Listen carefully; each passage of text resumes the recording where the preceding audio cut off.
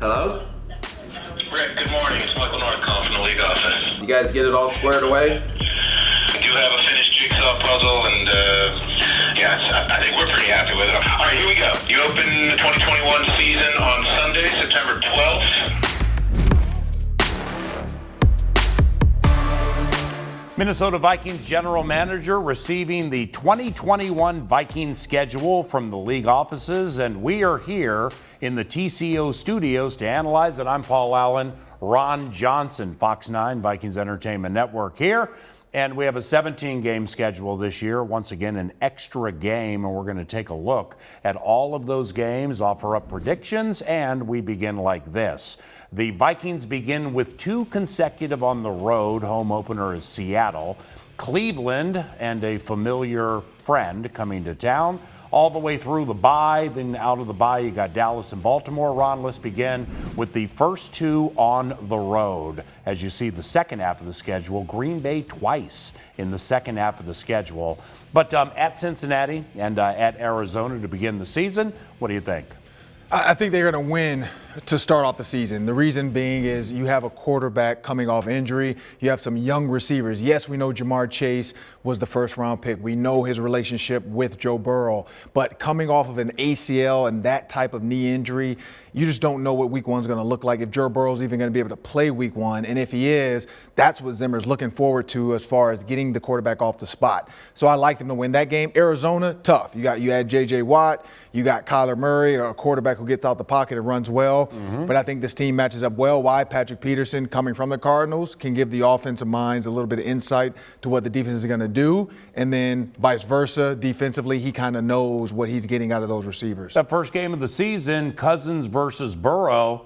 How much swag is Kirk going to roll into that road game with, trying to put up 454-0? Well, looking at Joe Burrow's knee, I think Kirk Cousins has a better gritty right now. So I think the swag as far as the gritty campaign between Burrow versus Cousins, I give it to Cousins. I look at the weapons. I like Justin Jefferson and Adam Thielen over T. Higgins and Jamar Chase. So I give the edge to Kirk Cousins there.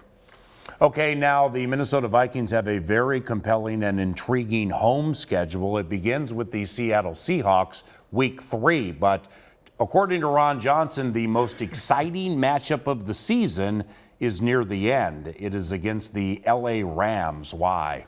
Yeah, I just like the Rams matchup. We know what happened with Matthew Stafford and the Vikings. I mean, that's a bevy and a plethora of sacks that happens when Matthew Stafford steps on the field facing Mike Zimmer's defense. But then you look at what the Rams had done before with Jared Goff. They were able to pick apart the Vikings defense. They got a lot of motions in and out of there. They really only added Tutu Atwell as far as a second-round pick. They added Sean Ronek from Notre Dame as well, a big 6'4" receiver. So that offense with Matthew Stafford, it's intriguing to me because I think it's going to be a gun show. It's going to be 2 teams airing the ball out, going at it, and it's going to be back-to-back scores. And with the Minnesota Vikings offensive line, they drafted Christian Darrisaw with their first-round pick, came back a little later with Wyatt Davis, the Big Ten Offensive Lineman of the Year, with that most exciting game. If Davis is in the mix with the likes of Bradbury and whomever going against Aaron Donald, that will be very, very exciting.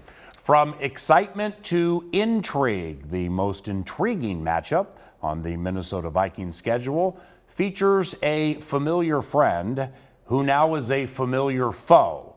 His name is Kevin Stefanski. He coaches the Cleveland Browns. Yeah, I mean, he has a lot of history here, so I think this is the most intriguing to everybody. The TV people are going to talk about it all week. Zim versus Stefanski, those two being in the same meeting room, those two being together for a while.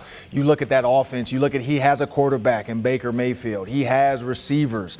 He has weapons. Defensively, he has Myles Garrett. I mean, you're adding all these pieces, so it's going to be another battle, but I want to see that offensive-defensive chess match between him and Zim, because that's going to be the key. Can Zim stifle him a little bit, or does Stefanski know enough about Zim's defense to be able to say, I'm going to show you just enough to get you to do something, and then I'm going to come back a different way? So it's going to be a fun matchup. Well, you know, with Kevin Stefanski and specifically the running attack he has with Nick Chubb and Kareem Hunt, et cetera, Kevin wants to run. You know, you have Michael Pierce and Dalvin Tomlinson and Kendricks behind them, so you've bolstered this run defense. You know Kevin's going to come in here and try to run the ball, get Baker on play action. I love how you laid that out. Stefanski's offensive mind versus Zimmer's defensive mind. Holy cow. Oh, yeah. It's going to be fireworks. And, I mean, we know what Stefanski loves to do, which is play action, like you said. And he knows now Mackenzie Alexander. Like, Mackenzie Alexander's back. So I think he's going to find some guys to pick on and say, hey, let's give this guy enough play action to where we go over the top and hit some deep shots. Because Jarvis Landry, we know what he wants to do. He wants to get in that end zone. Yep. And Stefanski wants to get it there. So don't sleep on Harrison Hand. Oh, yeah. Okay. I mean, Mackenzie Alexander is a prominent name. I understand Yeah. that. Don't sleep on Harry Hand, especially when you are playing for playoff seeding. And the game Ron has found with the most playoff implications is who? I'm going to say the Bears, and the reason for it is where it falls in the season. Also, it's Monday night. So you look at they're going to have an 11-game gap going into that Bears game. So they play Thursday night, and then you have a gap all the way till Monday of the Bears. So it's kind of like a mini bye week of 3 to 4 days of rest for the players, and then they're going to start their week to get ready for the Bears. But because it's at night, Kirk Cousins, Monday night, we know what that history looks like. He finally got his first Monday night win. Yeah. And some people Where want did to he put get that it, win? Washington, I think it was. And people No, wanted- we won at Chicago. for Monday night? On Monday Night Oh, okay, Football. my bad. Cordero for 104 down the middle, but Kirk just doing his thing. But they want to put an Had a asterisk lot of swag. by a lot of Kirk Cousins' Monday night games. You know, he's not a primetime guy. Mm-hmm. Well, now you take him back there again for Monday night. What is that going to look like? And I think it's going to be NFC North. You got the Packers coming up after that. You also, right before that, have the Rams come. Or sorry, the Rams are coming up in there too. So that's a lot of NFC playoff implications there because you're set up. If you can beat the Bears and find a way to win there, Yeah. now you can go play the Packers, and so you have some other things in there. So I think it just falls perfectly to them. All right, just quickly on that Bears game, the first one, Monday Night Football, Soldier Field. Vikings closed the season at home against the Chicago Bears also. Imagine that, we closed against the Bears at home. It's like every single season. Justin Fields as quarterback for the Bears, let's say the first time we play them, percent chance. Of him winning? No, of him playing. Oh, I think it's high. I think it's in the so? 90s. Yeah, you don't jump up that high in the draft to have Okay. a guy sit behind Andy Dalton. I think Andy Dalton maybe week 1, 2, 3, who knows? But people are going to be screaming for Justin Fields to come out there at some point. Unless this kid can't figure the offense out, I'd say by halfway through the season, he's in there taking these snaps, especially if they feel like they have a chance to get to the playoffs and Dalton's not doing enough. All right, now game-by-game predictions are coming up now. They asked me to do a game-by-game prediction, but the Vikings Entertainment Network recognizes I'd get out my binoculars and say, I can't find a loss on the schedule. Looks like 17-0 to me. So they've charged Ron with making these predictions, and we begin at Cincinnati, game number 1. What do you got? I got him winning that one. I mean, again, we talked about that with Joe Burrow. That's going to be his first game back off an ACL. Who knows if he even plays that game? You got two young receivers in T. Higgins and Jamar Chase. They're going to have to get acclimated to that offense extremely fast. I give it to the Vikings. Now we go to Arizona. First two on the road. You know, if you can split those or get 2 wins there, holy cow, does that help you before you come home? Kyler Murray, DeAndre Hopkins, J.J. Watt, et al. Against us. What do you think? Again, I go back to the situation of what that quarterback looks like. He likes to get out of the pocket, but what do we have? We have Anthony Barr, you have Eric Kendrick, you have 2 linebackers who are really good at that. You also added a Patrick Peterson in who can kind of spy. And so now you have a guy that can spy the quarterback, play the nickel, play outside if he has to, but he's going to have a feel for that offense as well. So I give him another win on the road. So you played some games in the NFL, one of the great Golden Gophers receivers in the history of the program. Patrick Peterson going back to play Arizona. You know players who have gone against their former team and how they feel. What do you think that's going to be like for Patrick? Oh, it's going to be electric for him. I mean, he's going to have to find a way to calm his nerves. I mean, from the flight to the getting off the plane, walking to the stadium, that's nostalgia for him. I mean, that's where he was created, you know. And so you look at P2 and say, hey, we need you to relax. Don't come out too early. Because I've seen guys come out and get in fights. I mean, I'd say it happened, but if he's blocking DeAndre Hopkins down the field or something and something goes awry, they can end up in a little brouhaha. And so he has to control his emotions so that he's able to play within Zim's scheme and not try to just go out there and say, hey, let me cover him man-to-man. You guys cover everybody else. All right, so Ron has the Vikings going 2-0 to begin the season, both on the road. Now we have Seattle for the home opener, week number 3. Has to be 3-0, right? What do you got here with the Super Chickens, as we call them on the fan? Well, if it was in Seattle, I was going to say lost, but I still think Seattle, for some reason, I don't know if the Vikings can figure out the Seahawks. I have them losing to the Seahawks at home. I just feel like they've had their number the last 3 or 4 years. Yes, DK Metcalf is coming off of a great Olympic offseason, so he's going to be just as good, if not better than last year. And I just, for some reason, Seattle, I have them winning that one. What a wet blanket home opener goes the way of the road team. That's super sweet. But we're still 2-1. Week 4, Stefanski, take it away. Yeah, now that's the one we talked about. Zim versus Stefanski in a chess match. I'm going to give that chess match to Zim. One at home, hopefully 60 to 70,000 fans are going to be skull chanting and not giving Baker Mayfield a chance to check out of that. And then these guys that have not played here before now will have a feel for this home field, what it felt like, because they just played the game against Seattle, and so now everybody's going to relax, and I think they're going to win that one for Zim. So off that victory against Cleveland, the next one is the final of 3 consecutive at home. It's the Detroit Lions. We can talk about the kneecaps, and he's going to have these guys out there biting kneecaps every time they get knocked down. He's going to have some work to do, though. Jared Goff is coming from a coach who was able to check from the sideline and help him out a lot. We don't know what this offense is going to look like. We don't know what type of offense they're going to put Jared Goff in. Can Jared Goff play a normal NFL offense where he's not getting help from his coach on the sideline? So I think the first one, they win this one. Now the Carolina Panthers. Vikings had a very close game with them last year. Carolina comes to the Vikings go to Carolina. What do you think? Yeah, I don't think Sam Darnold's going to figure it out early on. We know what the Jets and the Vikings game looked like. I think Linval Joseph had a touchdown against the Jets, and so I think Sam Darnold's up for the same thing. Yes, last year it was a close call. BB had to save the day, but Kirk Cousins is not going to fumble the ball twice. Sunday night football, Dallas Cowboys, US Bank Stadium out of the bye. Take it away. Again, Dallas Cowboys, another quarterback injured, Dak Prescott, gruesome injury. So how well is he going to be? Is he going to be back by then? We have not heard any word from Dak about how his rehab's going, what he's been doing. Yeah. I give that win to the Vikings as well. And, the Cowboys, to me, other than Zeke, there's not a lot they have going on. They have to add some pieces. Now we go to Baltimore, Lamar Jackson. What do you think? Yeah, that's another running quarterback, but a different style running quarterback where he's running to score. Kyler Murray runs to try to just create. He's running to score. I have them losing to the Ravens at home. I mean, you got Rashad Bateman, who's going to be their kind of, X1, and then you got Marquise Brown, who's another speedster. So you add that plus the running game, that's a lot to deal with. Now, this is a tough part of the Viking schedule, okay, because they go from one coast to the other. They're at Baltimore, then they go out to SoFi, side of the Super Bowl, to play Rashawn Slater and the LA Chargers. Yeah, Herbert had a Rookie of the Year season, but he had not faced teams that were actually coming after him the way I think Zim's going to try to get after him and confuse him defensively.